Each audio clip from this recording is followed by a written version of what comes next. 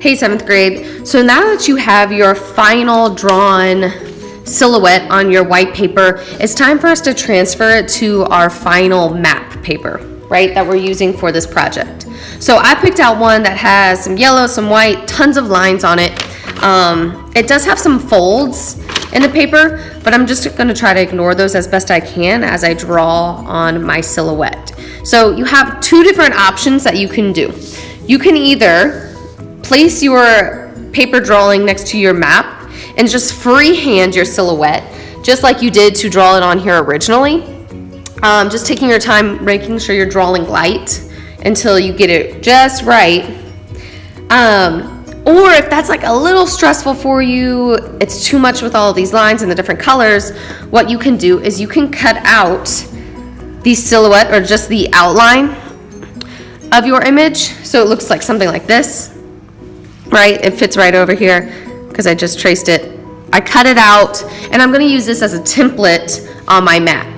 I prefer to do it this way, so that's the way I'm going to show you. I'm actually going to speed up this video so that you can see the steps not in real time but a little faster, and then we will go from there.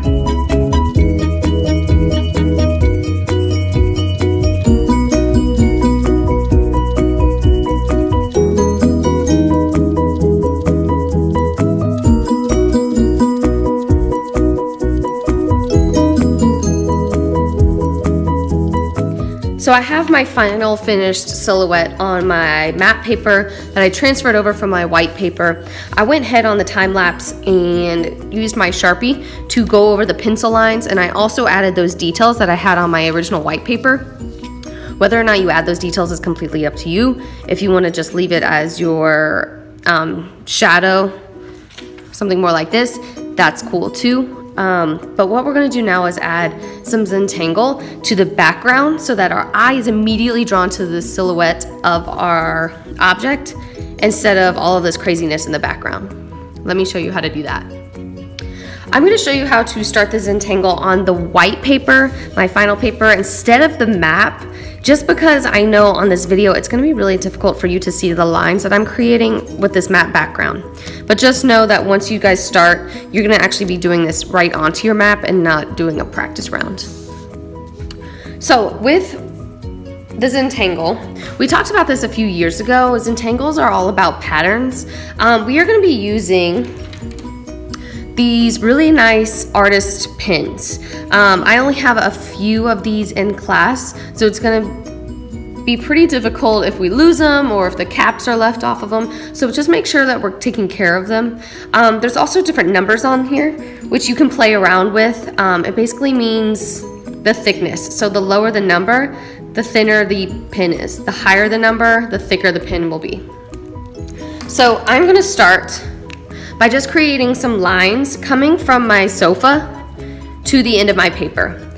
These lines can be whatever kind of lines you want. Personally, I like the curvy line just to break up my space. Remember, you will be doing this directly onto your map. Of course, if you'd like to practice on your white paper, totally fine. It's just up to you. The next step is I have these types of pattern packets. You might be familiar with them from a few years ago.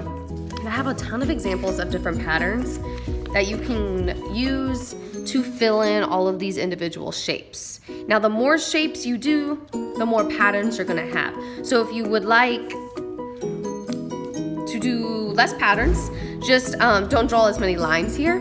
But if you wanna draw more, go ahead and add in those details and draw more. Right? So each new shape is going to be a different pattern.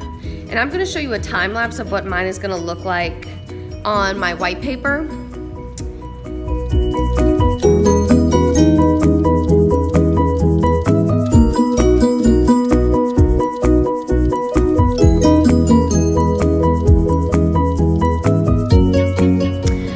Now that you can kind of see what the look we're going for is and how to specifically take one shape and add a pattern to that one shape, I want to show you how to do this on your final map.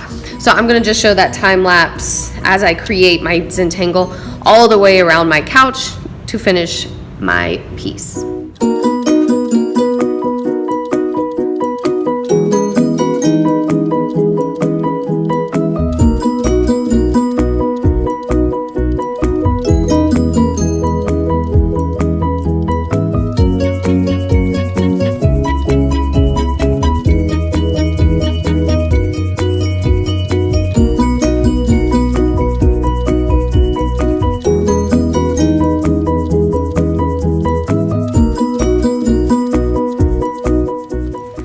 So I had to stop here because my hand was getting so tired. But this is a pretty good example of where you're gonna go with this piece, with the Zentangles and the silhouette in the middle. I'm gonna go ahead and finish this on another day. And also I can go back and add areas of darker color, maybe shade in a couple of these circles, a couple of these like little scales here, just to create more contrast, because I'm really a fan of what's happening here with these two checkered boards, and I'd like to add more light and dark in these two. And you can also see from the video, I started with the pins, quickly moved on to the Sharpie because it was honestly killing my hand. So we're gonna use a little combo of the pins and the Sharpie to create those thick and thin lines to create our final piece.